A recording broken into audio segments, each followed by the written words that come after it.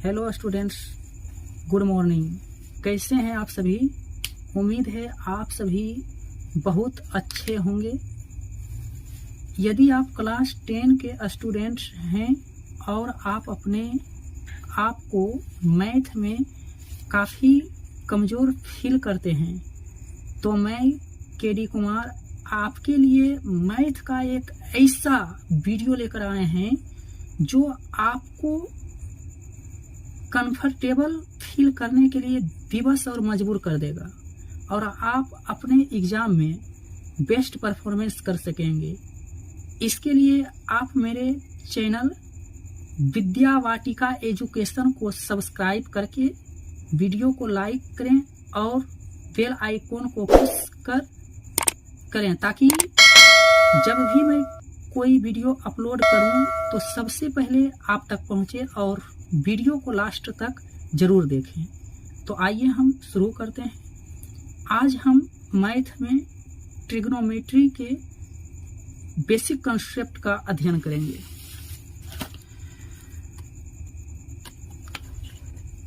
तो देखिएगा स्टूडेंट्स, आज हम लोग class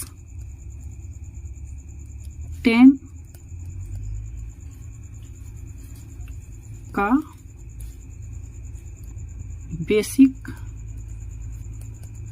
basic concept of math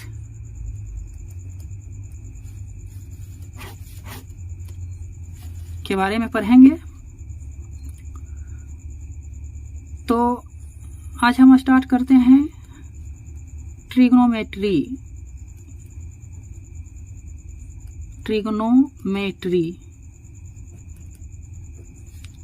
इसको हिंदी में त्रिकोणमिति कहते हैं। स्टूडेंट्स, क्लास 10 की बात करें तो ये एक चैप्टर है त्रिकोणमिति का जो सबसे ज़्यादा इम्पोर्टेंट है और सबसे ज़्यादा इसी चैप्टर से क्वेश्चन पूछा जाता। यानी इस क्वेश्चन से करीब 20 मार्क्स का क्वेश्चन पूछा जाता है, टोटल ऑब्जेक्टिव और सब्जेक्टिव मिलाकर। तो आप ध्यान से समझिएगा और वीडियो को लास्ट तक देखिएगा। और वीडियो देखने के बाद यदि कोई समझने में प्रॉब्लम हो तो कमेंट करके हमें जानकारी दीजिएगा ताकि अगले वीडियो में हम और बेस्ट तरीके से आपको समझा सकें, क्लियर कर सकें। चलिए स्टूडेंट्स, त्रिकोणमिति में सबसे पहले एक त्रिभुज का नाम आता है जिसके बारे में आपको पढ़ना होगा। उस त्रिभुज का नाम है समकोण त्रिभुज। देखिए हम फिगर बना रहे हैं समकोण त्रिभुज। समकोण त्रिभुज का ये जो कोण है ये 90 डिग्री होता है। 90 डिग्री का ही मतलब होता है समकोण। समकोण त्रिभुज में तीनों भुजाओं के बारे में जानना बहुत आवश्यक होता है। जैसे समकोण त्रिभुज के सबसे बड़ी वाली भुजा को कर्ण कहते हैं और इसको H से सूचित किया जाता है। अब आते हैं ये त्रिभुज के खड़ी वाली रेखा, इसको लंब कहा जाता है। ये है आपका लंब और इसे डिनोट किया जाता है P से। अब आइए परी वाली रेखा, यानी ये जो है ये रेखा, इस रेखा को आधार कहते हैं। इसे B से सूचित किया जाता। तो यहाँ से ध्यान दीजिएगा, एक बार फिर से समझ लीजिए। समकोण त्रिभुज के सबसे बड़ी वाली भुजा को कर्ण कहा जाता है। ये खड़ी वाली जो रेखा है उसे लंब कहा जाता है, इसे P से सूचित किया जाता है। जबकि ये परी वाली जो रेखा है इसे आधार कहा जाता है, इसे B से सूचित किया जाता है। अब थोड़ा सा यहाँ ये ध्यान दीजिएगा, अगर आप कर्ण का इंग्लिश जानना चाहते हैं तो ये होगा hypotenuse, HYPO TANUSE, hypotenuse. Hypotenuse means curve, और इसी का पहला अक्षर जो है H से डिनोट किया जाता है। दूसरा है लंब। लंब का स्पेलिंग होता है या मीनिंग कहिए परपेंडिकुलर। परपेंडिकुलर आप कह सकते हैं PERPENDICULAR,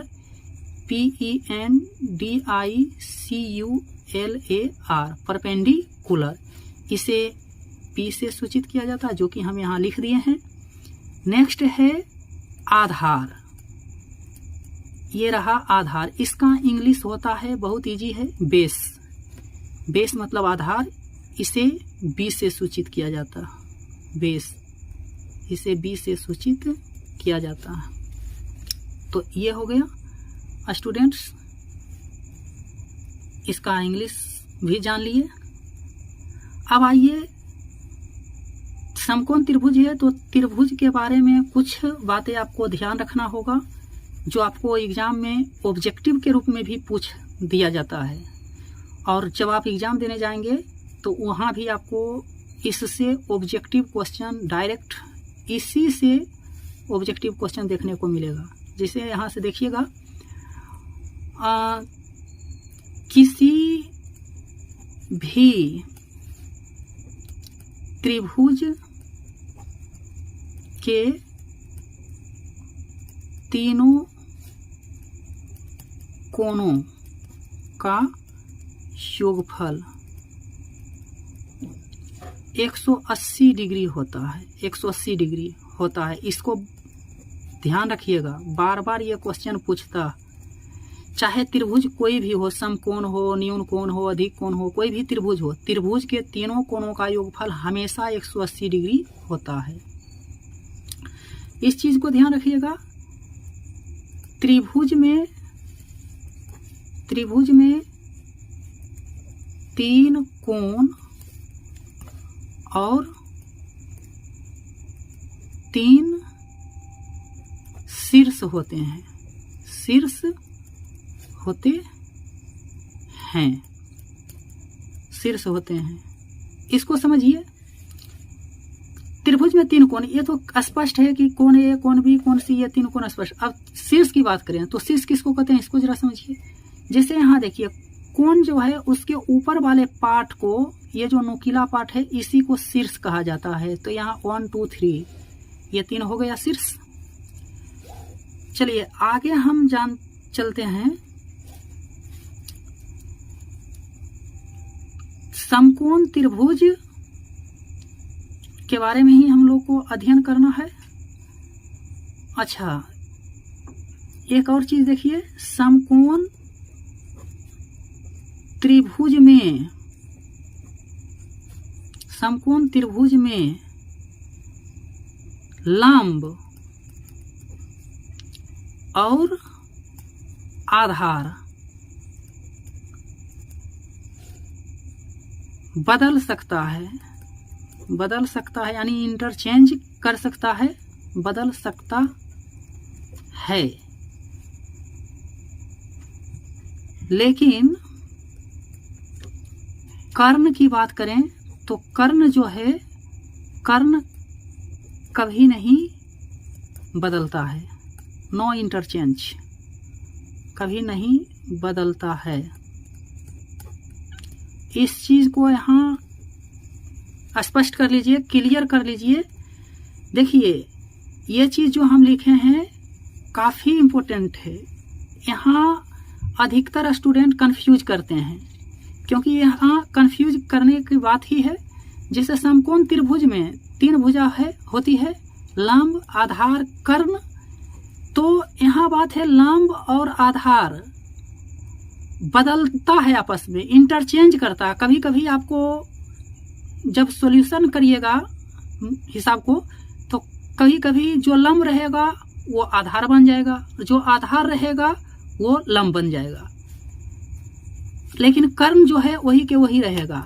ये इंटरचेंज करने के कारण ही काफ़ी स्टूडेंट्स को कन्फ्यूजन हो जाता है। तो इसको एक एग्जाम्पल के माध्यम से समझिए। देखिए, हम 2 अलग अलग समकोण त्रिभुज बनाते हैं। यहाँ से आपको क्लियर हो जाएगा।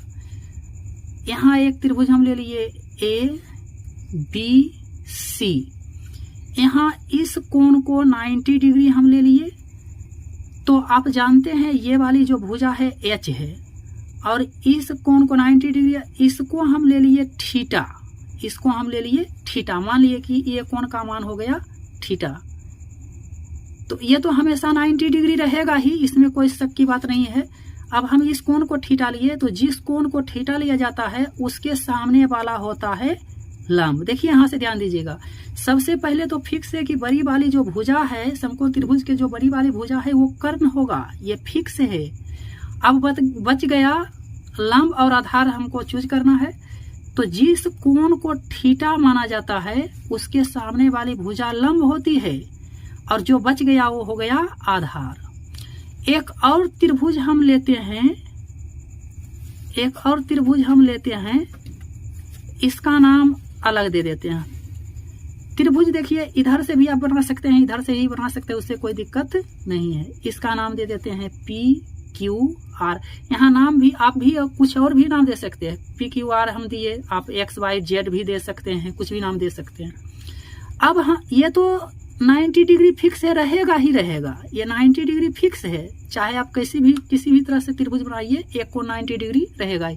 अब हम इस ट्रायंगल में हम बोले कि इस ट्रायंगल में हम थीटा यहाँ ले रहे हैं, एंगल का मान यहाँ ले रहे हैं। तो देखिए हम क्या बताए थे कि जिस कोण को थीटा माना जाता है उसके सामने वाली भुजा जो है लंब होती है। तो यहाँ पे हम इस कोण को, यहाँ पे इस ट्रायंगल में हम इस कोण को थीटा माने तो ये लंब हुआ।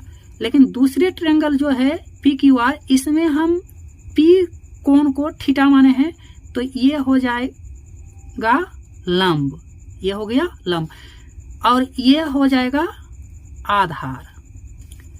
और ये तो हम पहले ही बता चुके हैं कि कर्ण जो है ये फिक्स है, बड़ी वाली भुजा कर्ण। तो अब यहाँ से देखिए आपको स्पष्ट हो गया होगा कि देखिए कन्फ्यूजन दूर हो गया होगा कि यहाँ ए भी जो है, यहाँ ए भी लंब है, यहाँ QR लंब है, यहाँ BC आधार है, यहाँ PQ आधार है। कहने का मतलब जो इसमें लंब है वो दूसरे ट्रायंगल में आधार है, जो दूसरे ट्रायंगल में आधार है वो पहले ट्रायंगल में लंब है। तो यही कन्फ्यूजन होता है, इसको हमेशा ध्यान में रखिएगा। आपको सॉल्यूशन के समय बहुत ऐसा हिसाब मिलेगा और बार बार ये देखने को मिलेगा। चलिए, तो यहाँ तक क्लियर हो गया। अब आगे हम चलते हैं त्रिकोणमितीय निष्पत्तियां के बारे में पढ़ेंगे। त्रिकोणमितीय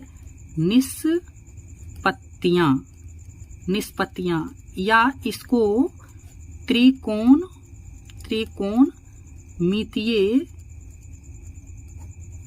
अनुपात भी कहा जाता है। त्रिकोणमितीय अनुपात भी कहा जाता है। तो त्रिकोणमितीय निष्पत्तियां या त्रिकोणमितीय अनुपात कितने होते हैं? 6 होते हैं। कितने होते हैं? 6। इस चीज को भी बहुत ज्यादा इंपॉर्टेंट है, इसको भी ध्यान रखिएगा। 6 होते हैं। कौन कौन होते हैं उसका हम नाम लिख रहे हैं। तो पहला है साइन थीटा, दूसरा है आपका कोस थीटा, तीसरा आपका है टेन थीटा, चौथा आपका हो जाएगा 4th नंबर में cosec theta, COSEC cosec theta, 5वां हो जाएगा आपका सेक थीटा, और छठा आपका हो जाएगा 6 नंबर में कोट थीटा। 6 नंबर में हो जाएगा आपका, यही जो है, यही 6 जो है, यही 6 जो है, इसी को त्रिकोणमितीय निष्पत्तियां भी कहा जाता है, त्रिकोणमितीय अनुपात भी कहा जाता है। अब देखिए यहाँ से क्वेश्चन ऑब्जेक्टिव, इसको हम टिक इसलिए मारे कि ये ज्यादा भी आई है, क्योंकि यहाँ से हर साल तकरीबन करीब हर साल पूछता है क्वेश्चन। कैसे क्वेश्चन पूछता है समझ लीजिए। ऑब्जेक्टिव में जब से ऑब्जेक्टिव सिस्टम लागू किया है, और उस तब से लगभग हर साल इससे क्वेश्चन बना कर पूछता है, तो इसमें एक ही तरह से क्वेश्चन बनता है कि जैसे आपको क्वेश्चन कह देगा कि त्रिकोणमितीय अनुपात कितने हैं या त्रिकोणमितीय अनुपात होते हैं। आपको जगह त्रिकोणमितीय अनुपात की जगह पर त्रिकोणमितीय निष्पत्तियां भी कर सकता है, क्योंकि हमने बताया कि त्रिकोणमितीय अनुपात कहिए त्रिकोणमितीय निष्पत्तियां कहिए, दोनों सेम चीज है, इसमें कंफ्यूज नहीं करना है। तो आपको क्वेश्चन बनाएगा कि त्रिकोणमितीय निष्पत्तियां कितनी होती है। ऑप्शन नंबर ए में कर देगा 2, ऑप्शन नंबर बी में कर देगा 3, ऑप्शन नंबर सी में कर देगा 6 और ऑप्शन नंबर डी में कर देगा नन, या कुछ भी कर सकता है। तो इसका राइट आंसर क्या हो जाएगा? 6 हो जाएगा। अब यहाँ से देखिए स्टूडेंट, ध्यान दीजिएगा, हम जो त्रिकोणमितीय निष्पत्तियां 6 बताए हैं उसका नाम भी लिखे हैं। तो इसमें है sine theta, cos theta, tan theta, cosec theta, sec theta, cot theta.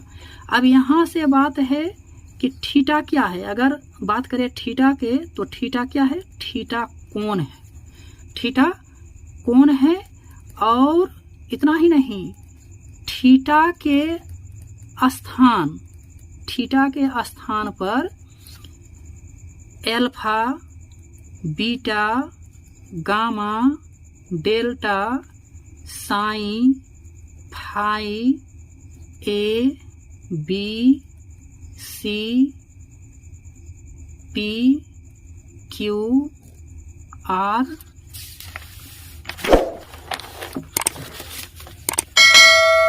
X, Y,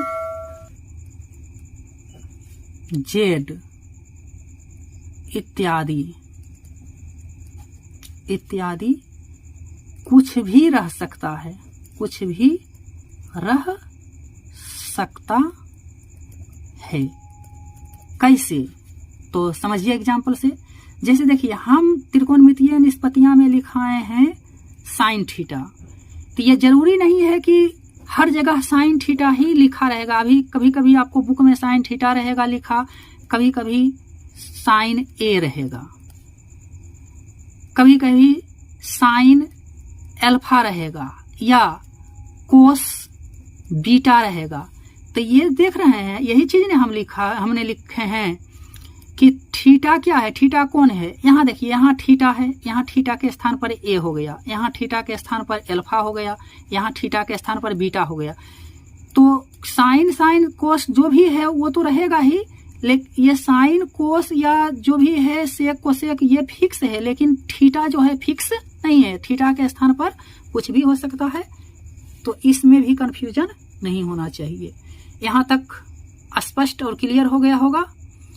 students, मेरे बात को ध्यान से समझिए और मेरे वीडियो को देखिए। आपको अपने आप में ऐसा कंफर्टेबल फील होने लगेगा कि फिर अपने आप को बेस्ट परफॉर्मेंस करने से नहीं रोक पाएंगे। अभी तो ये पार्ट 1 है, नेक्स्ट 1, 2, 4 वीडियो देखिए, बस ज्यादा नहीं, 2 से 4 वीडियो देखिए। उसी समय से आपको फील होने लगेगा कि आपका जो है मैथ में जो कमजोरी है वो दूर हो रहा है या नहीं। चलिए उसके बाद आगे हम चलते हैं। अब हम लोग पढ़ेंगे ट्रिग्नोमेट्रिकल फॉर्मूला।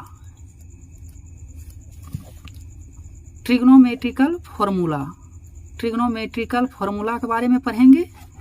इसका हिंदी अगर जानना चाहते हैं तो त्रिकोणमितीय